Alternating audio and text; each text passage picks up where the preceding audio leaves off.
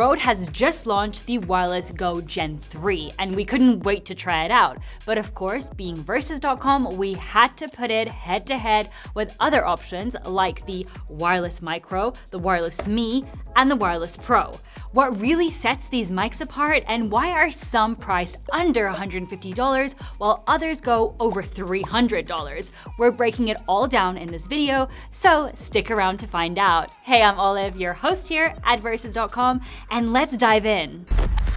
The Wireless Go Gen 3 offers both digital and analog outputs, making it equally suited for connecting to a DSLR or mirrorless camera, plugging it into an iPhone or Android smartphone, or even functioning as a USB microphone for your computer to ensure great audio for those important Zoom meetings. The Wireless Pro is actually very similar to the Wireless Go, not only in terms of design, but also with its abilities. It too has universal compatibility with cameras and smartphones, but its biggest difference is that it has timecode, which will be handy for content creators who require accurate and seamless audio-video integration. It also comes with a bunch of accessories, which we will take a look at a little later on. Moving on to the Wireless Me. Again, we have universal compatibility with this one as well, so all three of these mics so far would be useful for a variety of creators with different needs. The standout difference here is that it supports connection of an additional transmitter to capture audio from up to 3 microphones simultaneously, which can be extremely convenient depending on your filming requirements. You're also able to capture audio from the receiver itself, which is a feature none of the other mics have. And finally, we have the Wireless Micro, which is for sure the most different one of the lot. This little guy has been specifically designed for smartphones, so if you don't use your smartphone for recording content, then this isn't the right choice for you. We're currently recording the audio from the smartphone, but using the camera's footage. Anyway, if you primarily create content on your phone, then this is the perfect pick for you. Now, let's go outside and see how well these mics perform with loud noises. To make sure that we have the most fair comparison, I'm going to stand in the same position and we'll test all 4 mics one after the other. The advantage of the Wireless Go 3 and the Wireless Pro is that they both have 32-bit float, which ensures that you get the perfect audio no matter in which kind of condition you're in, whether it's a busy environment like this or a quieter environment. 32-bit float essentially removes the need to worry about setting the perfect input levels, as it records in a format that captures significantly wider dynamic range, ensuring there's no clippings. But what does that actually sound like? Well, we'll find out in just a moment. So now we're moving on to the Wireless Me, which actually lacks this feature, but it still has intelligent gain assist, which basically automatically adjusts audio levels in real time to ensure that your sound is clear, balanced, and it doesn't have clippings or distortion. And finally, we have the Wireless Micro, which definitely has the least amount of special features, but one thing it does have that's pretty cool is that you can have 2 mics on split channels recording 2 different people. We recommend using the Blackmagic camera app so that you have more control over your adjustments in post.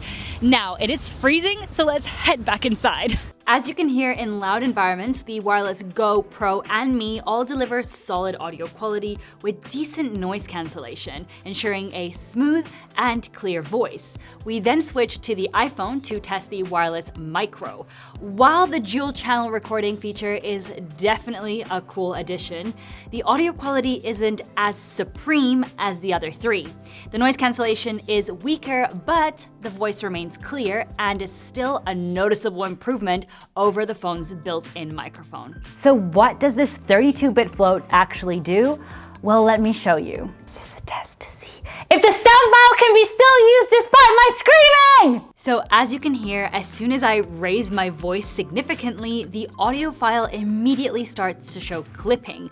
But if the sound file can still be used despite my screaming! With internal audio recording and 32-bit float, you can adjust the levels and bring them down to avoid clipping. Pretty handy, right? So in order to ensure that we have a very fair comparison when it comes to windy conditions, we're actually using a fan indoors in order to distribute the wind evenly. Starting off with the Wireless Go 3, this is a test to see how it sounds in windy conditions. So now we're moving on to the Wireless Pro. Here is a test of what it sounds like in windy conditions. Is it any better than the Wireless Go? They should probably be pretty identical. So now we've got the Wireless Me. This is a test to see how it sounds in windy conditions. Is it any different to the other two? So finally, we have the Wireless Micro, and this is a test to see how it sounds in windy conditions. How does it sound compared to the other three? Let's talk about it. All right, so now that we have tested out all of the mics, let's do a quick summary. As expected, all the mics handle wind noise quite well, with the Wireless Go3 Pro and Me sounding almost identical. The Wireless Micro, however, comes across as the most muffled in comparison, with my voice lacking the same crispness and clarity.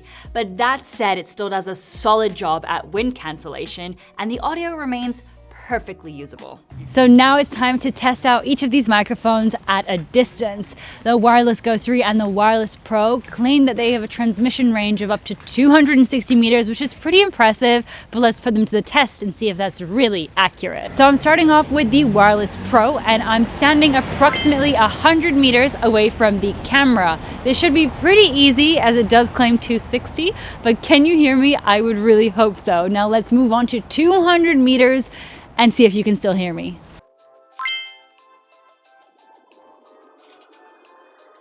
So I've switched over to the Wireless Go3. I'm currently standing 100 meters away from the camera. Can you hear me on this mic or not? I'm pretty sure you probably can, as it does claim 260, and I'm pretty sure the Wireless Pro also that you could hear me there. But anyway, now let's go to 200 and see if it works there. Although RODE claims that both the Pro and Go3 have a transmission range of 260 meters, the Wireless Go3 only maintained a clear signal up to around 100 meters, while the Wireless Pro managed approximately 150 meters. It's still a decent range, but something to keep in mind as it doesn't fully meet what's expected. To be honest, both of these mics have 32 gigabytes of internal memory in the transmitter, providing over 40 hours of internal recording time, so technically you really don't have to worry about the signal staying strong, as you can always record an extra track internally and then sync it in post to ensure that you have the perfect audio. But it is nice to know what you can achieve without needing to use internal recording. Now we're going to take a look at the Wireless Me and the Wireless Micro, who claim to have a transmission range up to 100 meters only. I say only, that's still pretty good. So let's start with the Wireless Me and take it for a spin. See you in a minute. So here I am 100 meters away from the camera wearing the Wireless Me.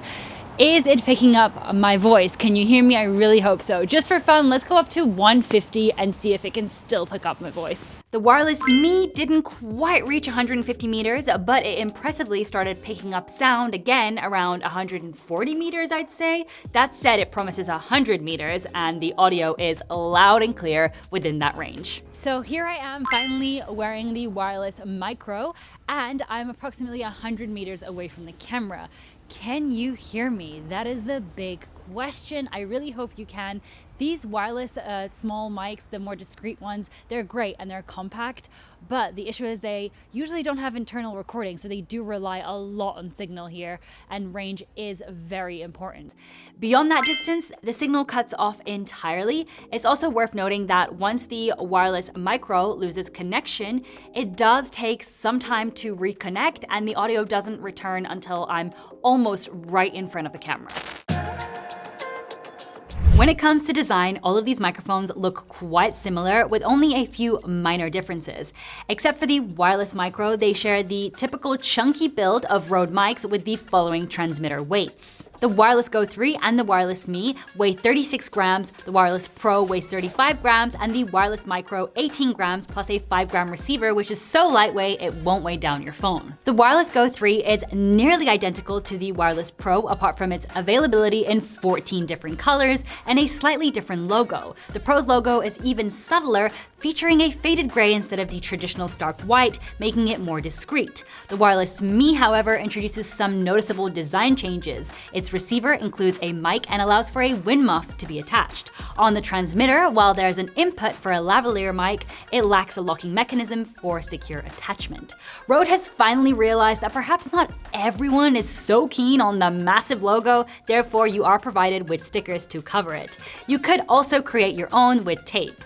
The Wireless Me Dual version is also available in both black and white. The Wireless Micro is the most distinct in terms of design. It's significantly smaller, slimmer, and overall a different shape.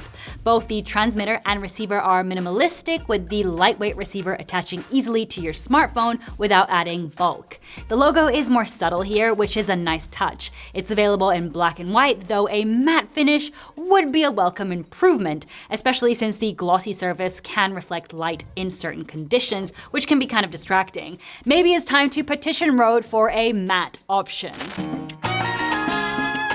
As far as accessories go, the Wireless Pro comes fully equipped with one USB-C to USB-C cable, one super speed USB-C to USB-C cable, two lavalier mics with fitting accessories, two Mac Clips Go, 3 furry windshields, a lens cloth, one TRS to TRS cable, one USB-C to Lightning cable, and one accessory case. Of course, the 2 transmitters and receiver also come in a charging case, and you get all of this for $399. The Wireless GO3, on the other hand, comes with a charging hub that fits all 3 devices on, which is actually pretty handy. One TRS to TRS cable, one USB-C to Lightning cable, one USB-C to USB-C cable, 3 furry windshields, and a carry pouch. And all that, along with 2 transmitters and a receiver, come to $299. So you may be thinking that the Wireless Go is more affordable. However, if you'd like to add a charging case, for example,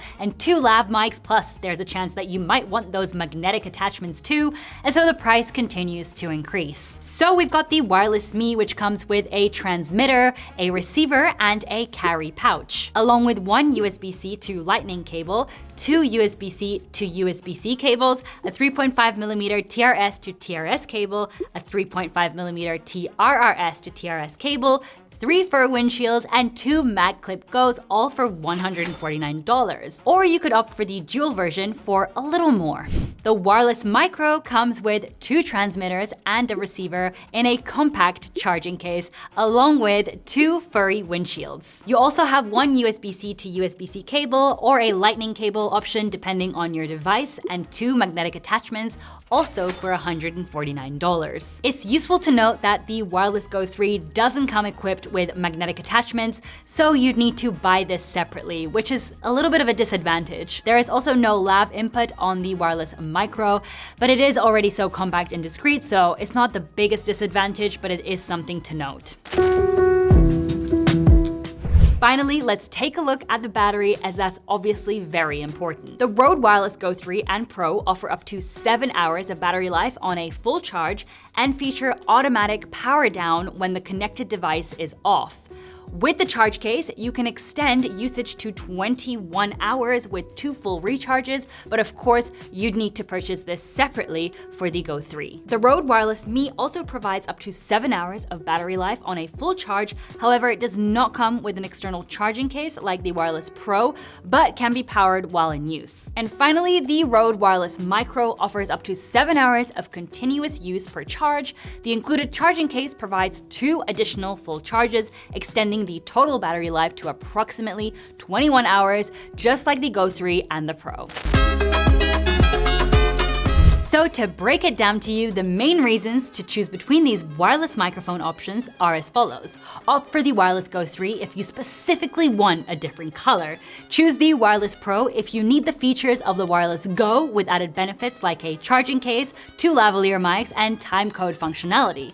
The Wireless Me is ideal for 3-way interviews and if you prefer a more budget-friendly option. And lastly, the Wireless Micro is perfect for those who plan to use the microphones exclusively with a smartphone, offering a lighter, smaller, and more discreet design. Let us know in the comments which mic stood out to you the most and which one you would consider purchasing. And as always, give this video a big like if you enjoyed it, and don't forget to subscribe, as we would love to have you be a part of our Versus.com community. And if you'd like to check out any of these devices, then check the description for direct links. With that being said, we will see you in our next video, and until then, take care.